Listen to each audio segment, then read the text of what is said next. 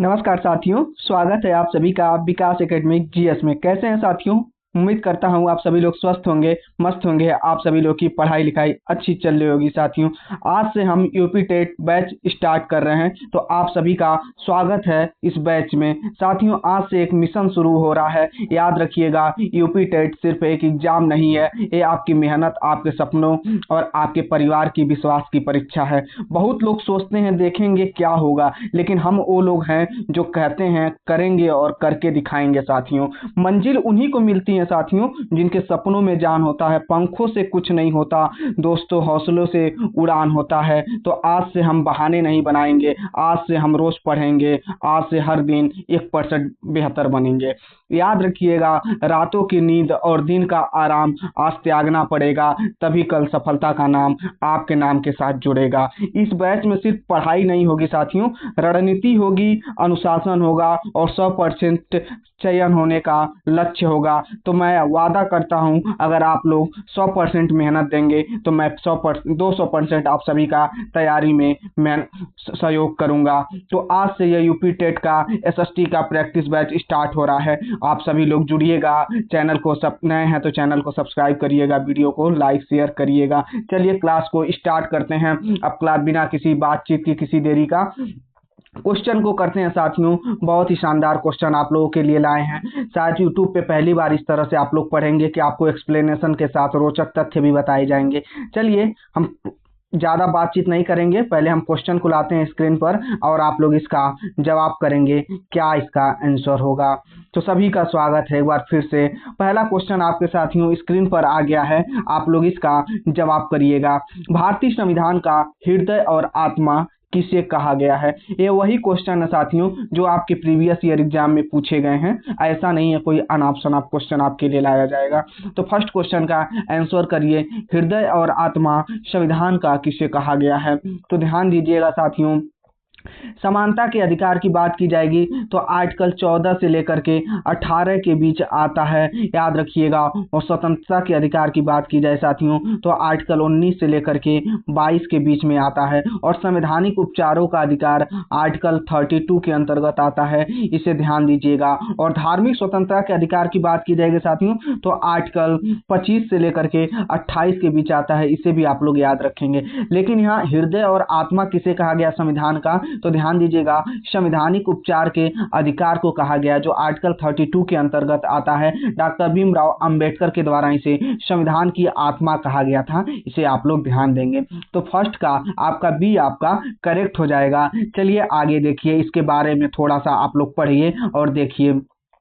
Doctor B are Ambedkar ने अनुच्छेद 32 को संविधान का आत्मा कहा क्योंकि यह नागरिकों का मौलिक अधिकारों के उल्लंघन पर सीधे सुप्रीम कोर्ट जाने की शक्ति देता है। ध्यान दीजिएगा, सुप्रीम कोर्ट जाने की शक्ति आर्टिकल 32 देता है। और आर्टिकल 226 में साथियों ध्यान दीजिएगा, आप हाई कोर्ट जा सकते हैं, इसे भी ध्यान दीजिएगा। और यह रोचक तथ्य में क्या है, भारतीय संविधान दुनिया का सबसे लंबा लिखित संविधान है जिसे हाथ से लिखा गया था, आप लोग ध्यान रखेंगे। चलिए हम लोग सेकंड क्वेश्चन पर चलते हैं। सेकंड क्वेश्चन को करिए और आप लोग इसका आंसर करिए क्या इसका आंसर होगा। अष्टप्रधान किसके मंत्रिमंडल को कहा जाता था? आप लोग जवाब दीजिए। शिवाजी, कृष्णदेवराय या अकबर या चंद्रगुप्त मौर्य? तो अष्टप्रधान साथियों ध्यान दीजिएगा, शिवाजी के मंत्रिमंडल में को कहा जाता था। इनके 8 मंत्रियों का एक मंडल था जिसे अष्टप्रधान कहा जाता था। तो सेकंड का आपका ए इज द राइट आंसर हो जाएगा। आइए देखिए इसके बारे में साथियों। छत्रपति शिवाजी महाराज के प्रशासन में 8 मंत्रियों का समूह था जो शासन चलाने में उनकी सहायता करते थे, इसे ध्यान दीजिएगा। और शिवाजी के बारे में देखिए, इन्हें भारतीय नौसेना का जनक माना जाता है, फादर ऑफ इंडियन नेवी भी माना जाता है, इसे आप लोग ध्यान देंगे। तो चलिए नेक्स्ट क्वेश्चन पर चलते हैं। उम्मीद करते हैं आप सभी को क्वेश्चन समझ में आ रहा होगा, अच्छा लग रहा होगा। अच्छा लगे क्वेश्चन तो चैनल पे नए हैं तो चैनल को सब्सक्राइब भी करेंगे, वीडियो को लाइक भी करेंगे। चलिए थर्ड क्वेश्चन का आप लोग जवाब दीजिए। वायुमंडल की किस परत में ओजोन परत पाई जाती है? जवाब दीजिए आप लोग, वायुमंडल के किस परत में ओजोन परत पाई जाती है? क्षोभ मंडल, समताप मंडल, मध्य मंडल या आयन मंडल? तो ध्यान दीजिएगा साथियों, ओजोन परत की बात की जाती है तो यह समताप मंडल में पाया जाता है, इसे आप लोग ध्यान दीजिएगा। और मौसमी घटनाओं की बात की जाए तो मौसमी घटनाएं आपकी सारी क्षोभ मंडल में होती हैं, इसे आप लोग ध्यान रखेंगे। तो थर्ड का B is the right answer हो जाएगा। चलिए आगे देखिए इसके बारे में साथियों। समताप मंडल में आपका ओजोन परत पाई जाती है। ओजोन परत सूर्य की हानिकारक पराबैंगनी किरणें अल्ट्रावायलेट किरणों को सोख लेती है, जिसे पृथ्वी पर जीवन की रक्षा होती है। साथियों ये अल्ट्रावायलेट किरणों को क्या करता है, ओजोन परत रोक लेता है, पृथ्वी पर आने नहीं देता है, इससे जीवन की रक्षा करता है, इसे आप लोग ध्यान देंगे।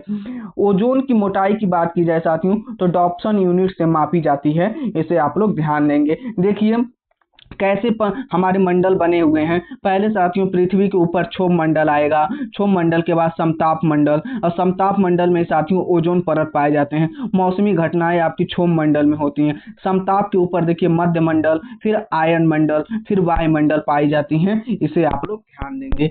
नेक्स्ट क्वेश्चन पर चलते हैं। 4 नंबर क्वेश्चन को देखिए और आप लोग जवाब करिए, इसका आंसर आप लोग क्या करेंगे। भारत का सबसे पुराना पर्वत कौन सा है, हिमालय, विंध्याचल, अरावली या सतपुड़ा।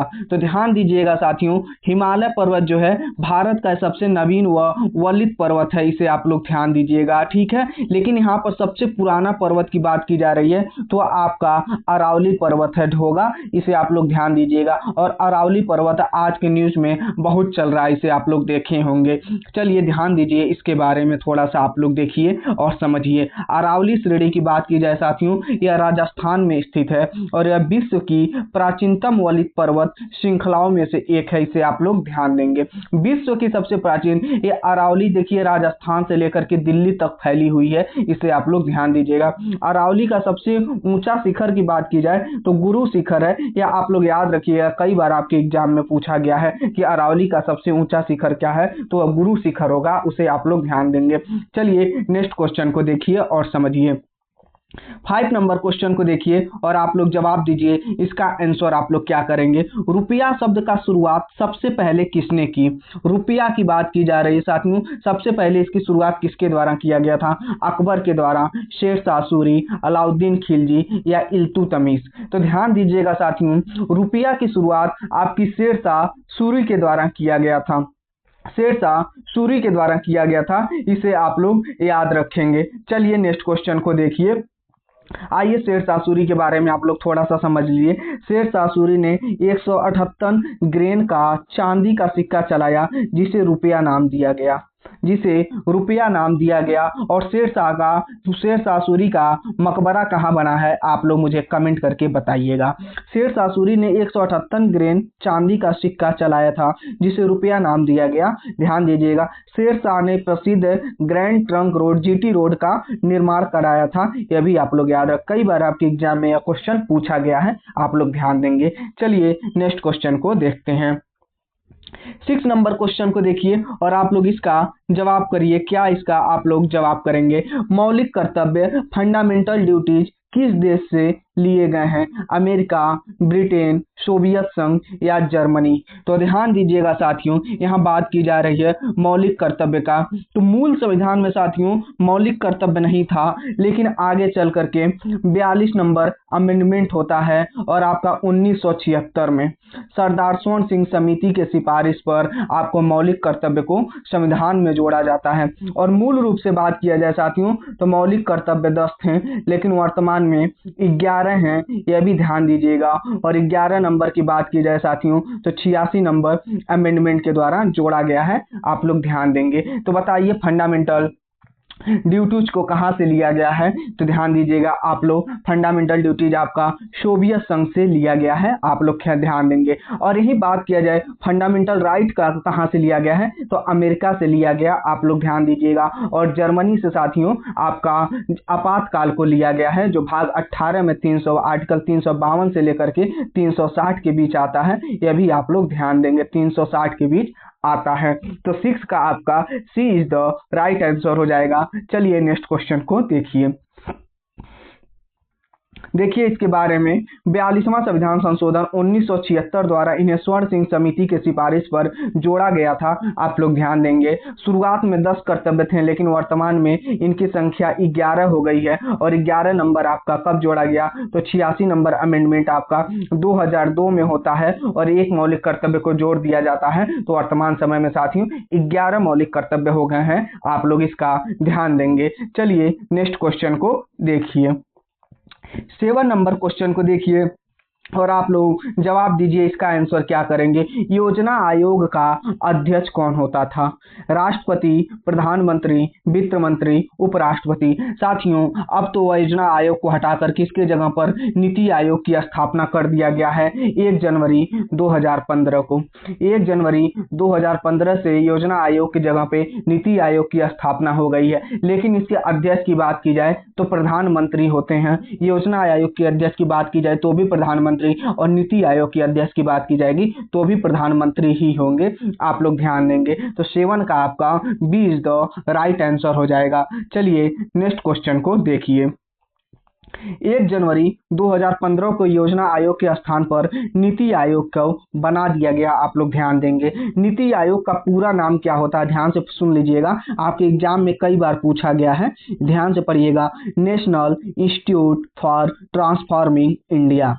एन से क्या हो गया, नेशनल हो गया, आई से इंस्टीट्यूशन हो गया, और टी से क्या हो जाएगा, ट्रांसफॉर्मिंग, और आई से इंडिया हो जाएगा। National Institute for Transforming India हो जाएगा। इसे आप लोग ध्यान देंगे। चलिए नेक्स्ट क्वेश्चन पर चलते हैं।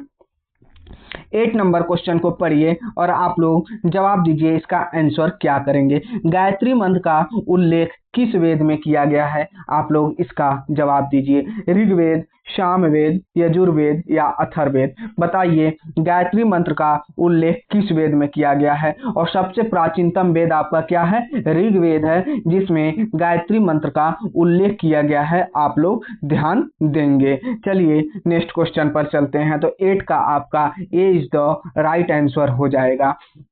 देखिए गायत्री मंत्र के बारे में साथियों, यह सूर्य देवता को समर्पित है और ऋग्वेद के 3रे मंडल में है। इसे आप लोग ध्यान दीजिएगा। रोचक तथ्य क्या है इसमें, विश्व का सबसे प्राचीनतम धर्म ग्रंथ माना जाता है ऋग्वेद को। इसे ध्यान दीजिएगा। इसमें 1028 सूक्तियां हैं, 10,462 रचनाएं हैं। इसे भी आप लोग याद रखेंगे। चलिए नेक्स्ट क्वेश्चन को देखिए। 9 नंबर क्वेश्चन आपके स्क्रीन पर है। आप लोग जवाब करिए इसका आंसर क्या करेंगे। कर्क रेखा भारत के कितने राज्यों से होकर गुजरती है? 6, 7 या 8 या 9।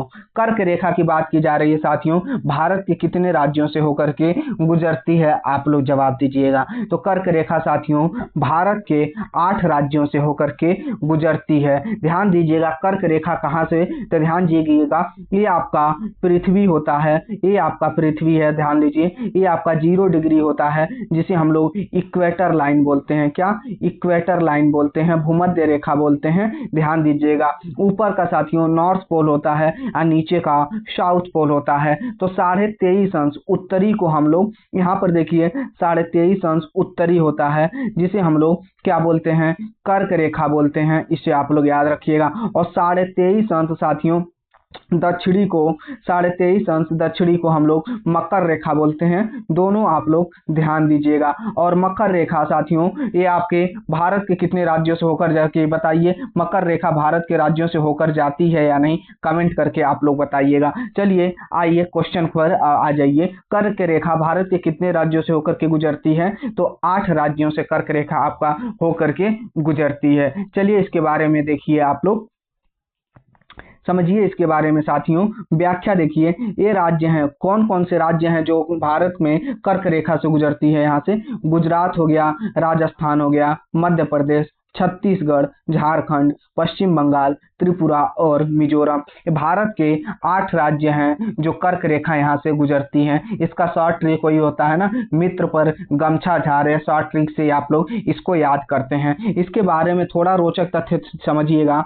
माही नदी भारत की एकमात्र नदी है जो कर्क रेखा को 2 बार काटती है।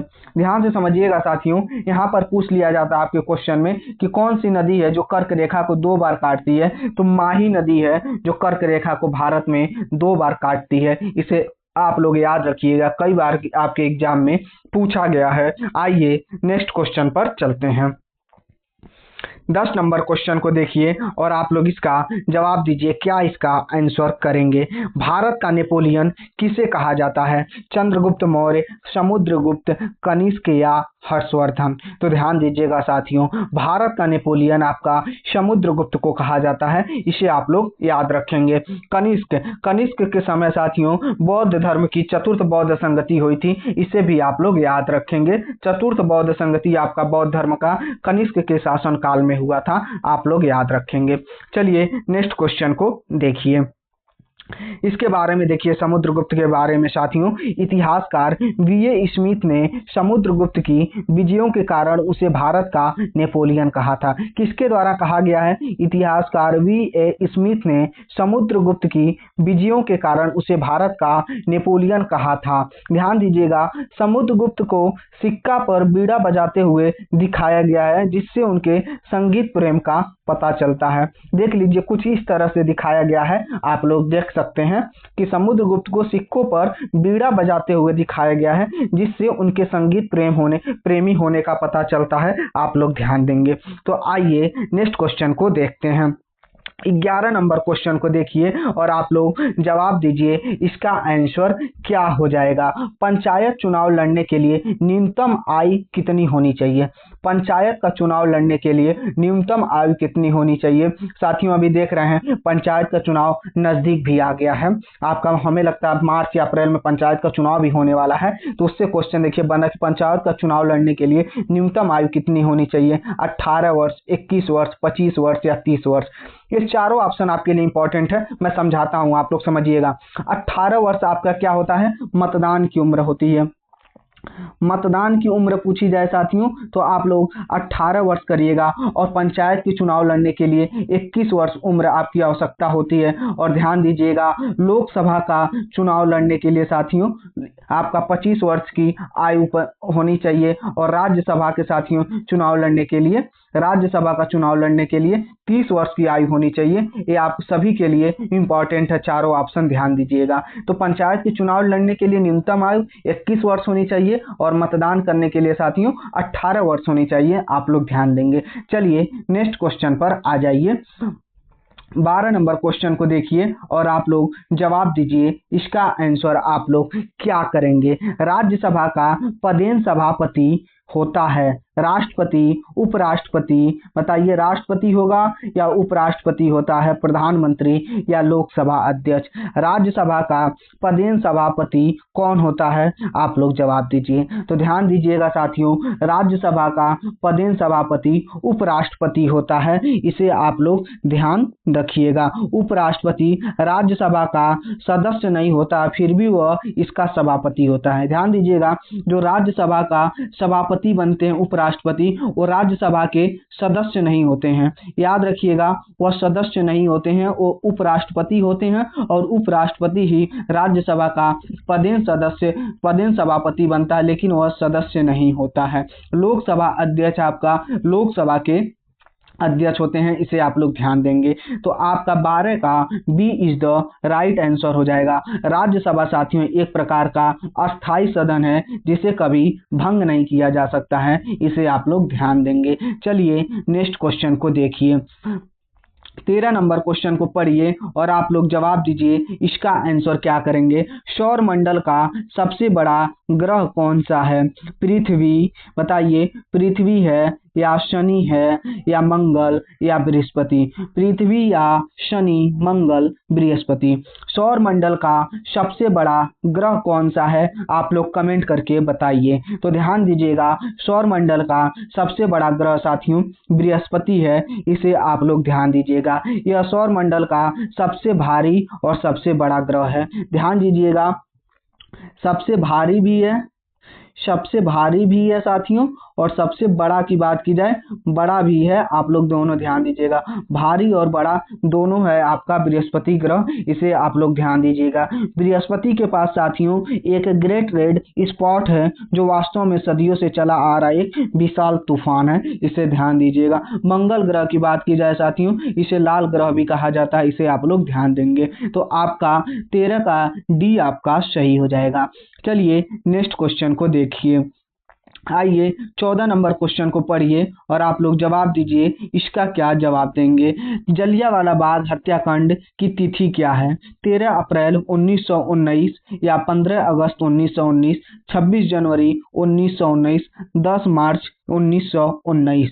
जलियांवाला बाग की हत्याकांड की बात की जाए साथियों, 13 अप्रैल 1919 को जलियांवाला बाग हत्याकांड होता है। कहाँ पर होता है साथियों? तो अमृतसर में होता है, इसे आप लोग ध्यान दीजिएगा। अमृतसर में साथियों जलियांवाला बाग हत्याकांड होता है। जनरल डायर ने नियत्थी भारतीयों पर गोली चलवाने की आदेश दे दिया था, इसे ध्यान दीजिएगा। और एक इम्पॉर्टेंट पॉइंट इसमें ध्यान दीजिएगा, इसमें कौन अपनी नाइटहुड की उपाधि वापस कर दी थी? तो रविंद्रनाथ टैगोर ने अपनी नाइटहुड की उपाधि वापस कर दी थी इस जलियांवाला बाग हत्याकांड से, इसे आप लोग ध्यान देंगे। तो आपका 14 का ए आपका सही हो जाएगा। चलिए नेक्स्ट क्वेश्चन को देखिए। आइए 15 नंबर क्वेश्चन को करिए, आप लोग क्या इसका जवाब देंगे।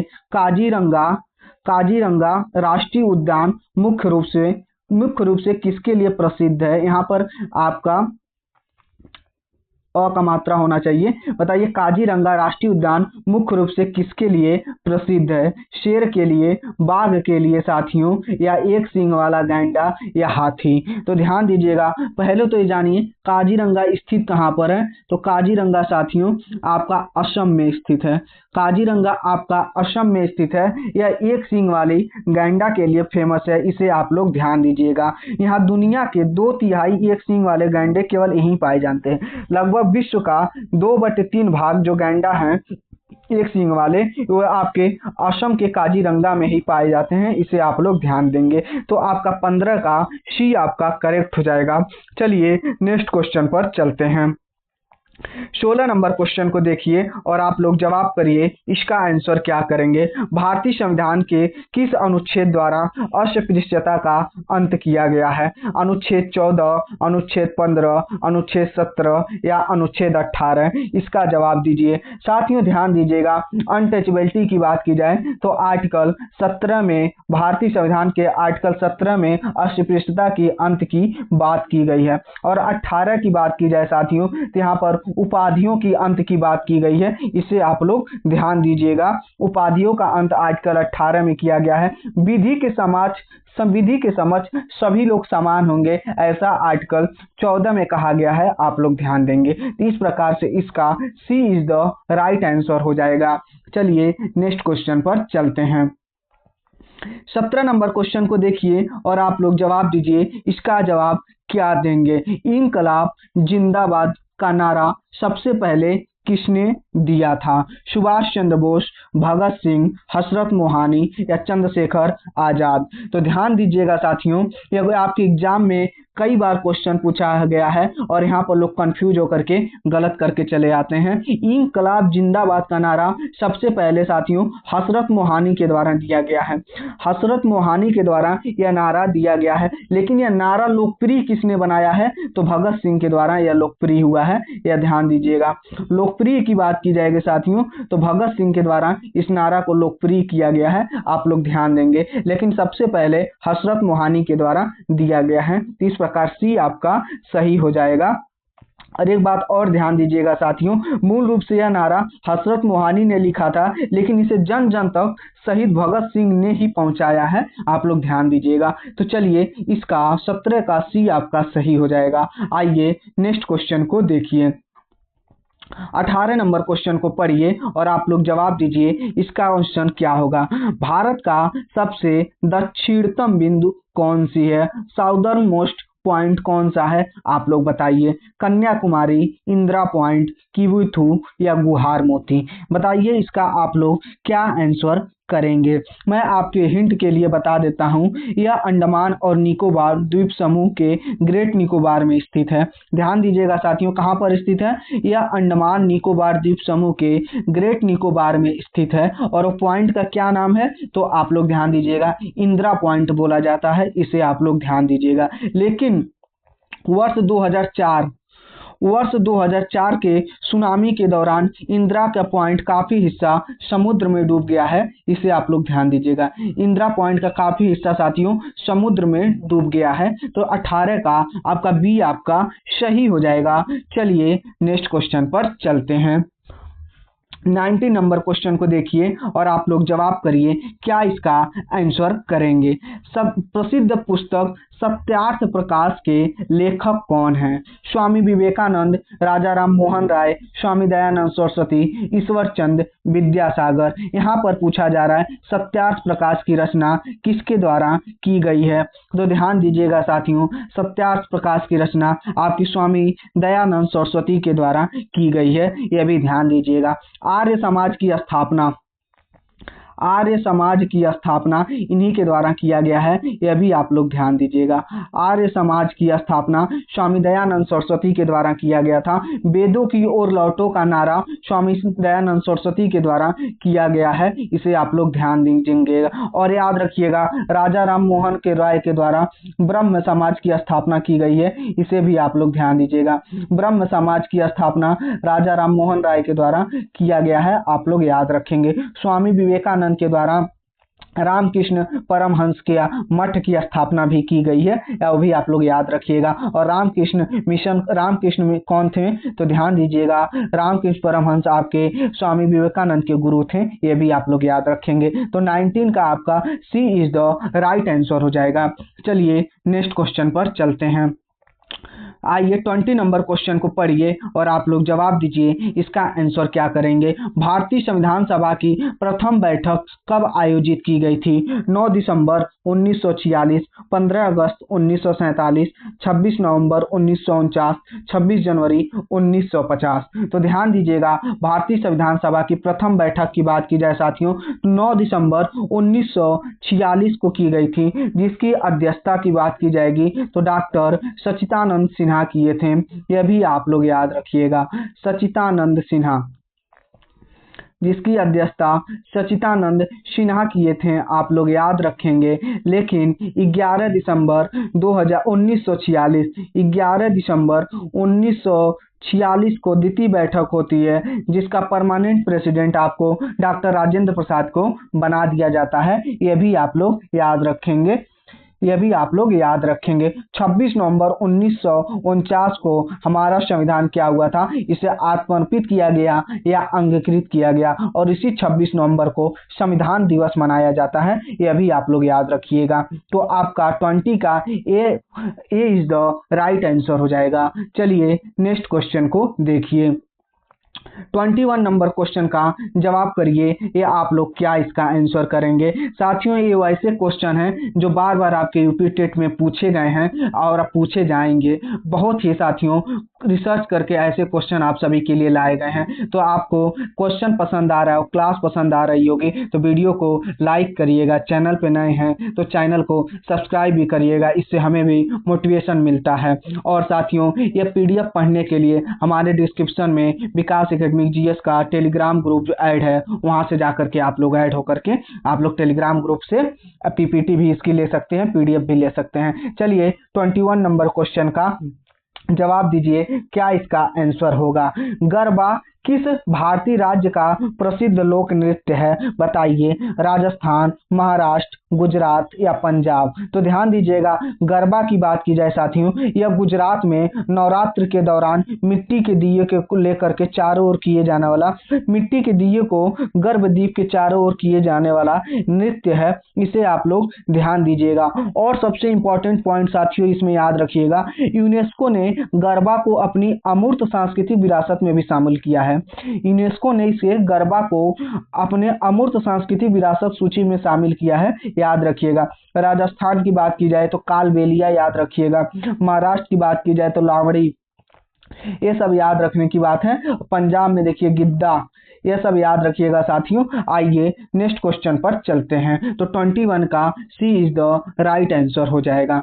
चलिए 22 नंबर क्वेश्चन को देखिए और आप लोग जवाब दीजिए। विश्व में सफेद हाथी किस देश में पाए जाते हैं? विश्व में सफेद हाथी किस देश में पाए जाते हैं? भारत, थाईलैंड, अफ्रीका या श्रीलंका? तो ध्यान दीजिएगा, सफेद हाथी की बात की जाए साथियों, यह आपके थाईलैंड में पाए जाते हैं। और थाईलैंड में साथियों सफेद हाथी को बहुत पवित्र और समृद्धि का प्रतीक माना जाता है। इसे भी आप लोग ध्यान दीजिएगा, जो कि थाईलैंड में पाए जाते हैं। थाईलैंड की राजधानी की बात की जाए साथियों तो क्या होता है? बैंकॉक थाईलैंड की राजधानी होती है। और इसकी मुद्रा की बात की जाए साथ तो बहुत इसकी मुद्रा होती है, वो भी आप लोग याद रखेंगे। चलिए नेक्स्ट क्वेश्चन पर चलते हैं। 23 नंबर क्वेश्चन को देखिए और आप लोग इसका जवाब दीजिए, क्या इसका आंसर करेंगे। निम्नलिखित में से कौन सी खरीफ की फसल है? गेहूं हो गया, चना हो गया, धान हो गया, सरसों हो गया। यहाँ खरीफ की फसल की बात की जा रही है, तो खरीफ की फसल साथियों आपका क्या हो जाएगा? धान। और खरीफ की फसल की समय की बात की जाए साथियों तो यह जून से जुलाई होता है। जून से साथियों जुलाई आपका खरीफ की फसल की समय होती है। मानसून के आगमन के समय साथियों खरीफ के फसल की बुआई होती है, आप लोग याद रखेंगे। जून से जुलाई आपका खरीफ फसल की समय होता है। एक गेहूं, चना, सरसों साथियों रबी फसल है, यह भी आप लोग ध्यान दीजिएगा। आइए नेक्स्ट क्वेश्चन पर चलते हैं। 24 नंबर क्वेश्चन आपके स्क्रीन पर आ रहा है, इसका आप लोग जवाब करिए, क्या इसका जवाब देंगे। विश्व का सबसे बड़ा गर्म मरुस्थल सहारा किस महाद्वीप में है? इसका जवाब दीजिए। एशिया, अफ्रीका, ऑस्ट्रेलिया या दक्षिण अमेरिका? बताइए साथियों, एशिया हो गया, अफ्रीका हो गया, ऑस्ट्रेलिया हो गया या दक्षिण अमेरिका होगा? तो ध्यान दीजिएगा, विश्व का सबसे बड़ा गर्म मरुस्थल सहारा आपका अफ्रीका में स्थित है, इसे आप लोग याद रखिएगा। यह दुनिया का सबसे गर्म मरुस्थल है, आप लोग ध्यान दीजिएगा। और क्या एशिया की बात की जाए तो सबसे बड़ी आपकी महाद्वीप है, यह भी आप लोग याद रखिएगा। ठीक है, तो आपका 24 का बी आपका सही हो जाएगा। चलिए नेक्स्ट क्वेश्चन पर चलते हैं और आज का साथियों यह लास्ट क्वेश्चन है, तो आप लोग जरूर कमेंट करके बताइएगा क्लास आपको कैसी लगी है। स्वतंत्र भारत में किस राज्य की पहली महिला राज्यपाल कौन थी? स्वतंत्र भारत में किसी राज्य की पहली महिला राज्यपाल कौन थी? सरोजनी नायडू, सुचेता कृपलानी, इंदिरा गांधी या एनी बेसेंट? बताइए आप लोग 25 नंबर क्वेश्चन का क्या जवाब कर रहे हैं। तो ध्यान दीजिएगा, स्वतंत्र भारत में उत्तर प्रदेश राज्य की पहली महिला राज्यपाल आपको सरोजनी नायडू को बनाया गया। ये कहाँ की बनती हैं? तो उत्तर प्रदेश की बनती हैं। और याद रखिएगा उत्तर प्रदेश की, इन्हें साथियों भारत की कोकिला भी कहा जाता है। भारत की कोकिला भी कहा जाता है सरोजनी नायडू को, आप लोग याद रखेंगे। और या क्या ध्यान दीजिए, सुचेता कृपलानी उत्तर प्रदेश की पहली महिला सीएम बनती हैं, प्रथम आपकी महिला मुख्यमंत्री भी बनती हैं, इसे भी आप लोग याद रखिएगा। इंदिरा गांधी भारत की प्रथम महिला पीएम बनती हैं, इन्हें भी आप लोग ध्यान दीजिएगा। साथियों तो क्वेश्चन कैसा लगा आप लोग जरूर बताएंगे। चलिए साथियों ये रहा 25 क्वेश्चन यूपी टेट में आए हुए। तो बताइए साथियों क्लास कैसी लगी? क्लास अच्छी लगी होगी तो वीडियो को लाइक करिएगा, चैनल पे नए हैं तो चैनल को सब्सक्राइब करिएगा। यदि आप इसका नेक्स्ट पार्ट चाहते हैं तो जरूर हमें कमेंट करके बताइएगा कि हाँ सर वीडियो अच्छी लग रही है, क्लास समझ में आ रही है, इसको आप कंटिन्यू करिए। यदि आप लोग कमेंट में जरूर बताएंगे कि हाँ सर क्लास को कंटिन्यू करिए तो हम आगे क्लास को कंटिन्यू करेंगे। इसका PDF आपका विकास एकेडमिक जीएस के नाम से टेलीग्राम ग्रुप है, जो आपके डिस्क्रिप्शन में लिंक लगा रहेगा, वहां से आप लोग ज्वाइन हो सकते हैं और PDF को डाउनलोड कर सकते हैं। चलिए फिर मुलाकात होगी किसी नेक्स्ट वीडियो में। धन्यवाद, जय हिंद, नमस्कार, हैव अ नाइस डे।